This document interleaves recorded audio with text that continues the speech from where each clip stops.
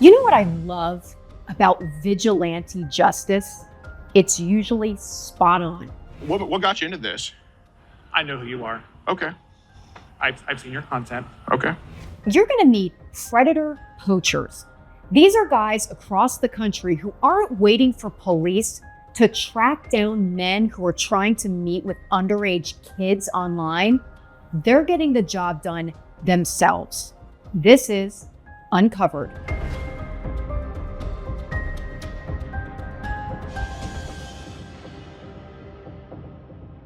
So the other day, I'm scrolling through social media, it might have been YouTube, and I see this video of a guy approaching another guy and basically saying that he knows that he was trying to meet with an underage girl online.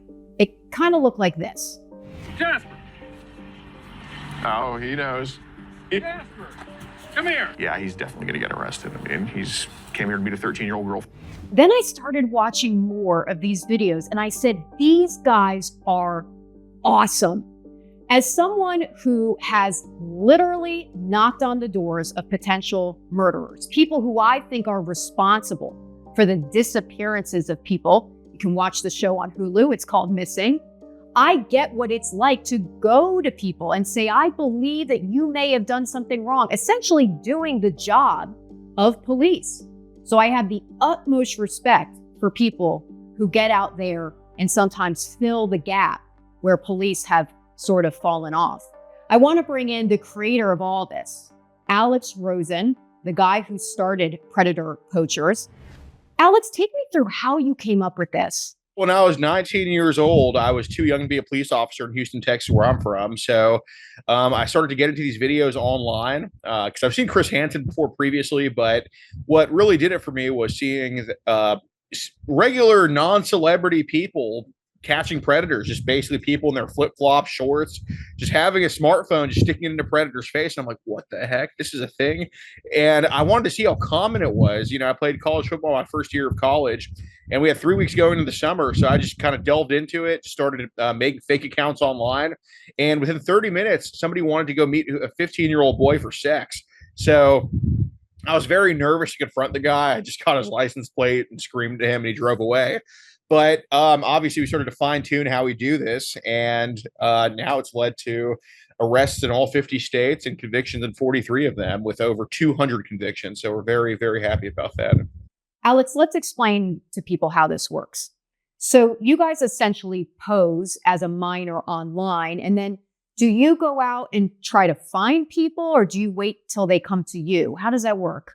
Finding them is not hard. I bet you could find probably 100 pedophiles online in a week, and that's being conservative about it. Finding them is not hard. The hard part is the logistics, selling that you're a real kid, the tediousness of it. But as for just identifying yourself as an underage kid online, you're going to find a lot of pedos. Just the follow through, that's the tricky part. And I'm so curious, do police take the evidence that you've compiled and built up? Yeah, so a lot of our stuff is meetups, but then others too. Like if they've broken enough laws, we can go to their house. Like if they've sent 50 dick pics or something, I mean, it doesn't really matter if they meet up or not at that point.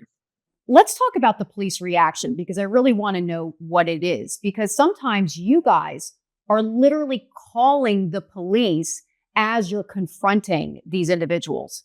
Oh, 100%. I mean, the basis of the first charge is usually just the chat logs, and the chat logs are done by civilians. And in most states, the law states, if you believe that you are communicating with an underage kid and you solicit some type of sex act, you can be charged for it. So it's absolutely used, and our videos have been played in court when the predators are dumb enough to take it to court. Alex, what's your hope with this? My hope is that, criminals are put away and the law is actually enforced how it should be. Like, for example, in Texas, online solicitation of a minor, basically them going after a fake decoy account, is up to 20 years in prison. And we have some people we've caught here sentenced to probation for it. I got more time for going 100 miles per hour in Virginia. I got 10 days in jail for that. I got more time for that than some pedos get for having child pornography on their phones, for trying to rape a kid. So,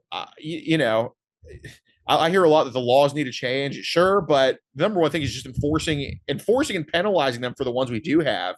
I mean, there's some place in Texas that goes so hard on them, and I appreciate it, but yeah, just probation for these people needs to stop.